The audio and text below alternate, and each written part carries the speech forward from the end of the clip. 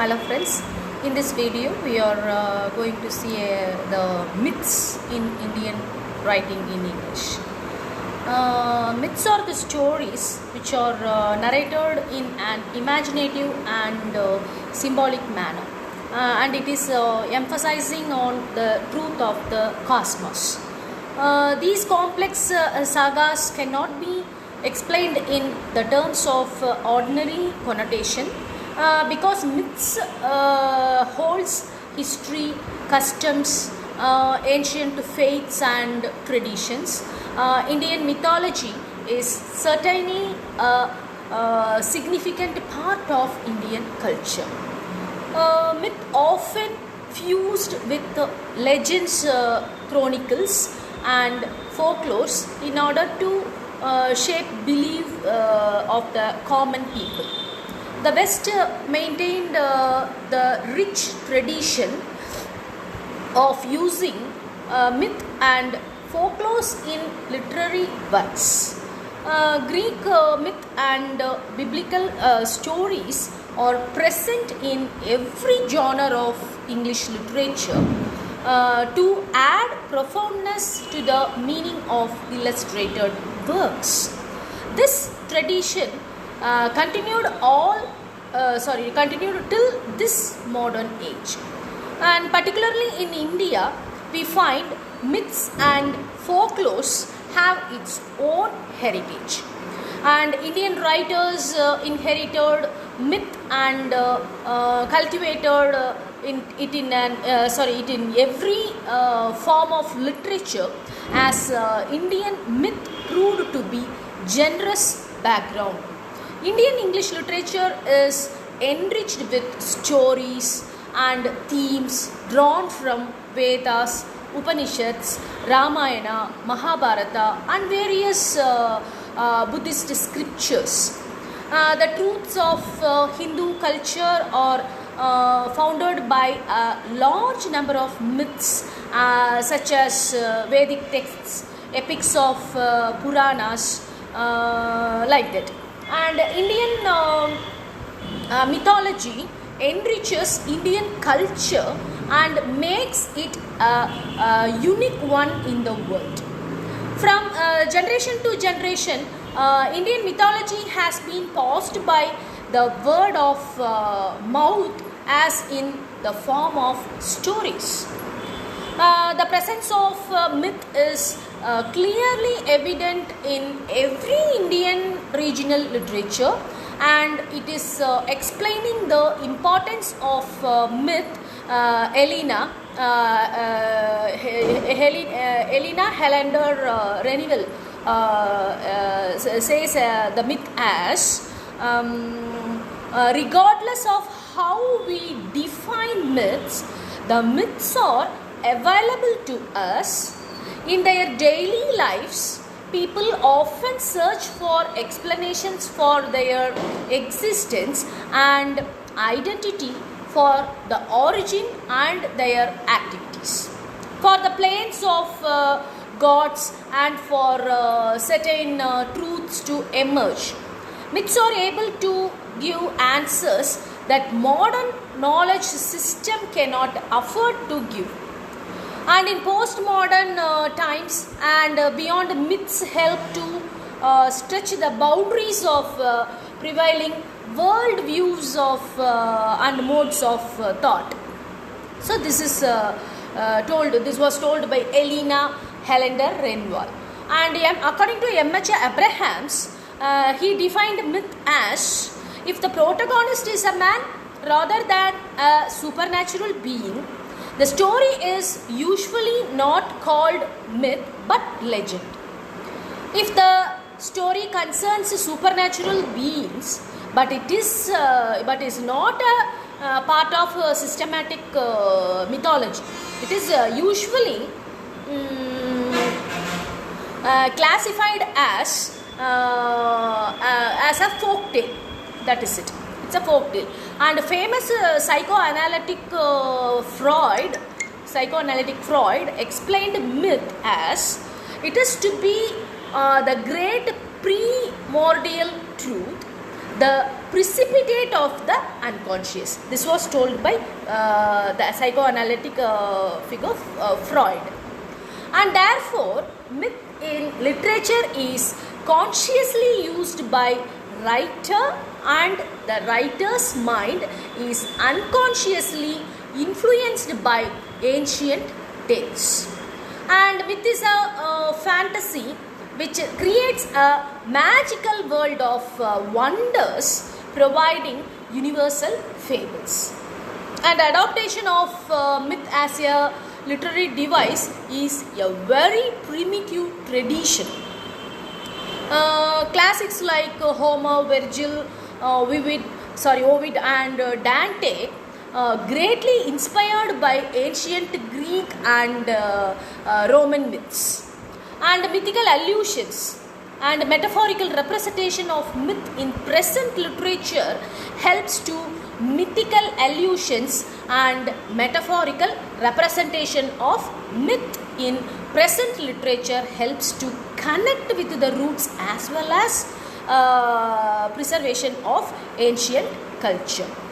And the complex concepts of myth have always fascinated and invite attention from different disciplines such as anthropology, linguistics, history and archaeology. Today in literature, the mythical characters' life and conditions are compared to modern life situations and retold in a complete different way.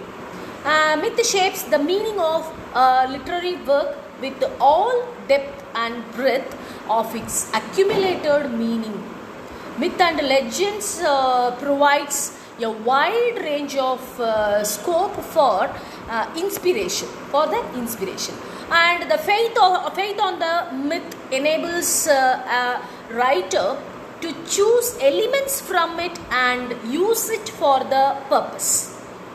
The retelling of myth in different works also helps in continuing the rich tradition. Myth helps the writers to project personal, social and political issue in a mythical disguise. And the mythical elements, legends and backdrop of events serve as a huge injustice, etc. And myth serves literature both as a metaphor and allegory. And by the time to this century, we have a rich storage of myths and folklores. In spite of the difference of race, country, culture and religious belief, some folklore has been some kind affinity that remains as for of their common link with the people and culture. Devadatta Patnaik puts myth in his Myth is equal to Mithya, a handbook of Hindu mythology, and it was published in the year 2006. And also he defined about the myth as myth essentially a cultural common understanding of the world that binds individuals and communities together. So this is it, and this understanding may be religious or secular. So in every genre of literature we find extensive use of Indian myth, and Indian mythology served as a muse to writers.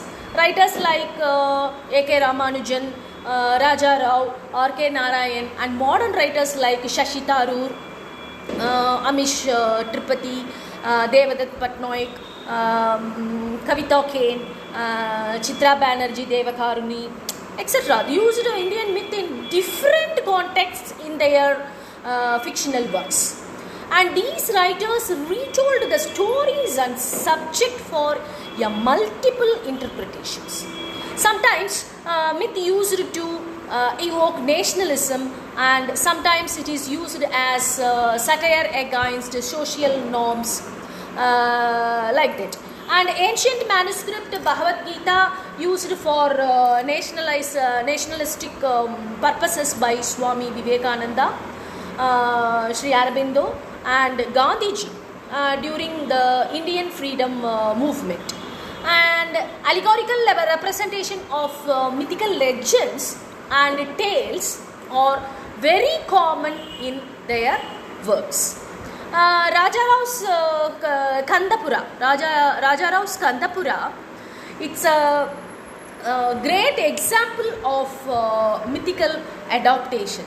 In this rustic novel, Rao frames the Gandhian revolutions in terms of Ram leading his army to rescue Sita.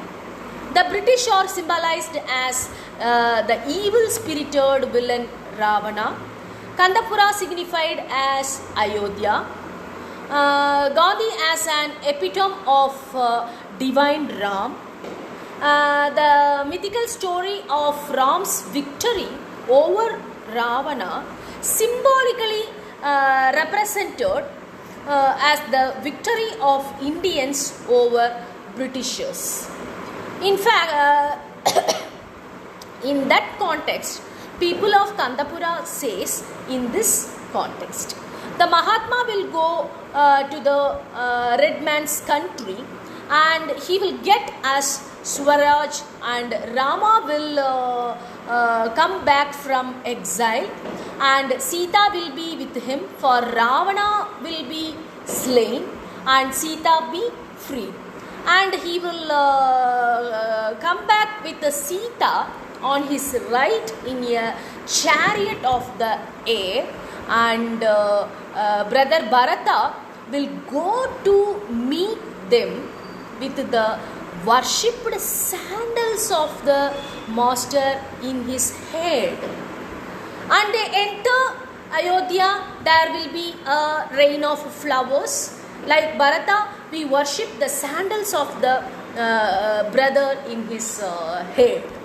So this is it. And Raja Rao skillfully blended mythical figures in his writings to convey patriotic messages. Besides mythical setting, the novel also projects various socio-economic division, blind beliefs, superstitious and caste systems prevailed at that time. And another acclaimed writer, R.K. Narayan, wrote various versions of Ramayana and Mahabharata. His works are full of mythical themes, and Narayan implicated the ideology of Dharma of Hindu religion in Mythopoeia terms. And R.K. Narayan's fictional world Malgudi presents rustic and realistic life, but the characters and situations have impressions of Indian mythology. The backdrop of Malgudi have Sarayu River, Banyan tree and the Nallapa grove, etc. etc. All lead to a mythical atmosphere, and the myth of Bhasmasura, the self-destroying demon, used very creatively in Man-Eater of Malgudi. Srinivasa Iyengar observes this as the Man-Eater of Malgudi was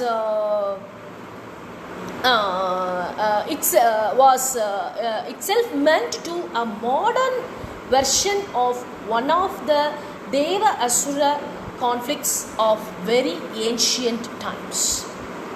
Vasu is the killer of animals, the purveyor of carcasses, the enemy of Kumar, the temple elephant and the tremor. He is prince of darkness of man, the other.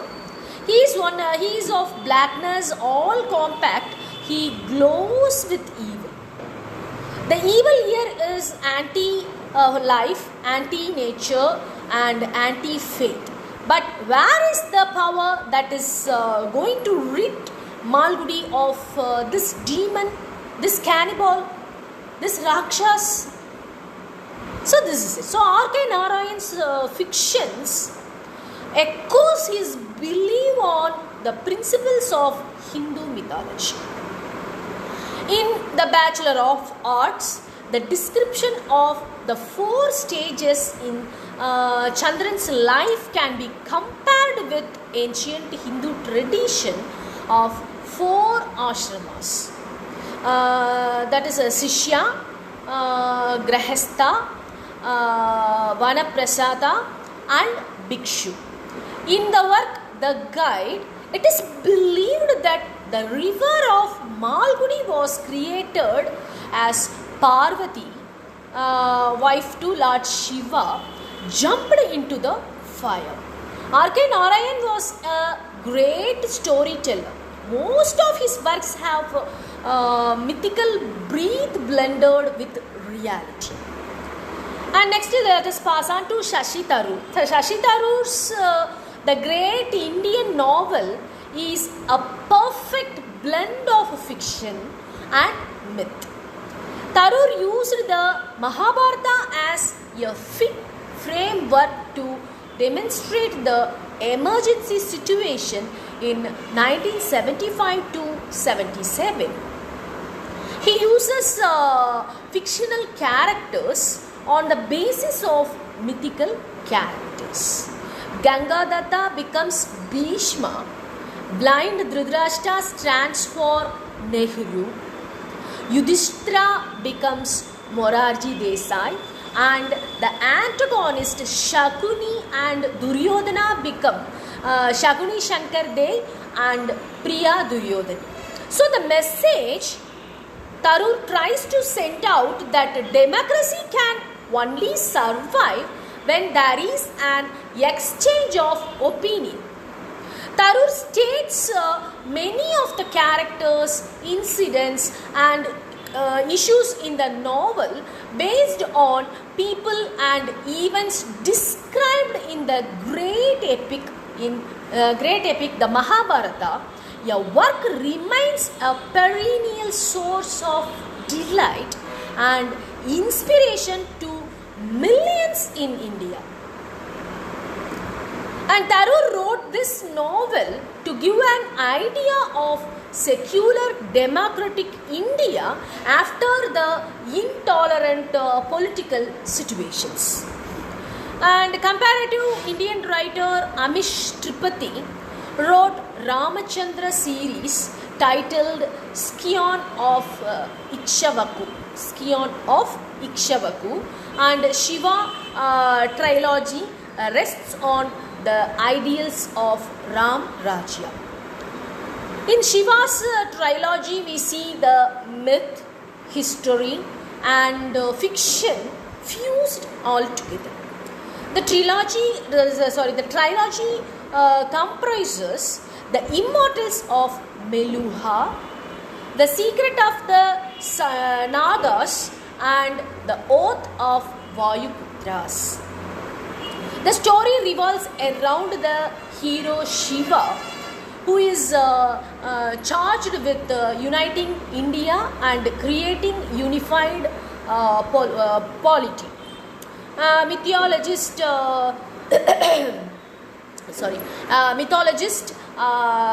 Devdutt Pattanaik is the name of worth mentioning, and he has written over 30 books on Indian myths.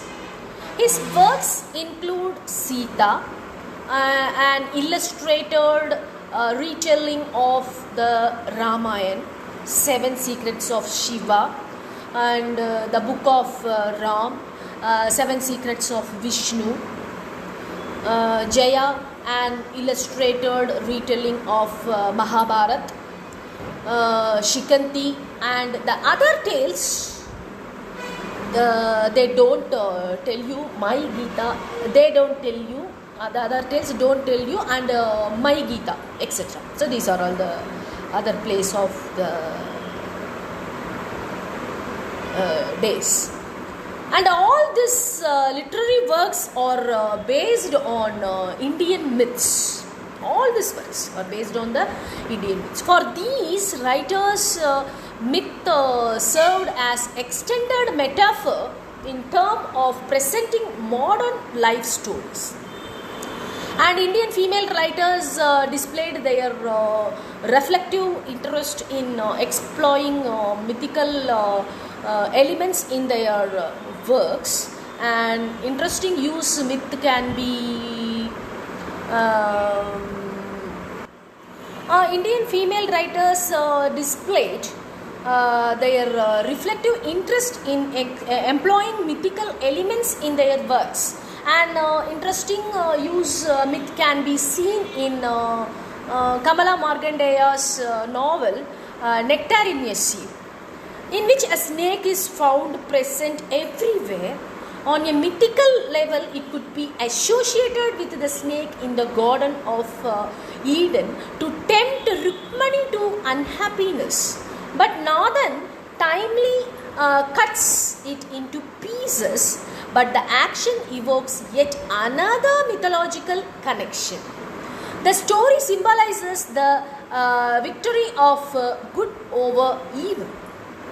And Kavita Kane's feministic novel Sita's Sister, a novel about Urmila, Lakshman's wife, who left behind when her husband chooses exile along with Rama and Sita.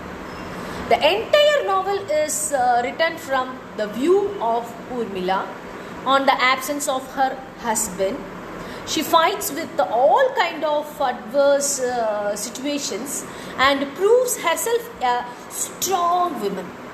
In the novel, Urmila is represented as a woman with different magnitudes. She recreates Urmila and embodies her as a woman with immense courage and conviction, a distinct individual with an intelligent mind also. Kane presented the neglected characters of the myth with a feministic perspective. And next we pass on to Chitra Banerjee. Chitra Banerjee's famous novel The Palace of Illusions, which was published in the year 2008. It retells the Mahabharata through the eye of Panchali. Through the Palace of Illusions, Chitra Banerjee Devakaruni has offered homage to the Indian ethnic background by adopting the mythology in her novels. A timeless myth of Indian society has been presented exquisitely and creatively by Devakaruni. And the Mahabharata remains a complicated myth, but Devakaruni has presented it in the first person narrative through the words of Draupadi, but making it more comprehensible. The novel is written in first person, giving Panchali's impressions and thoughts vividly. Devakaruni represents Panchali as a powerful, strong and independent woman, having a feministic approach and also having a feministic approach. The novel begins with the birth of Panchali. She was not invited by a royal family, as she was a girl child, and King Drupat wanted a son who can continue the legacy. And Panchali was raised in isolation, while her brother Prince Diri learned to be a great warrior. Panchali has no freedom to learn or to ask questions. Only Krishna, Dri and Dhaima were her companion. Besides being so indifferently treated, Panchali comes out as a courageous and stubborn woman. The novel covers whole life of Panchali, including her childhood, marriage, motherhood, and death. Besides the Palace of Illusions, she has written novels like The Mistress of Spices in 1997 and Sister of My Heart 1999, The Wine of Desire in 2002 and Queen of Dreams in 2008. One amazing thing in 2010 and Oleander Girl in 2030. Her works are collaboration between myth and the real world. Not only that, she has recreated mythical characters in modern world with feministic approach, but also projects women's psyche in male dominated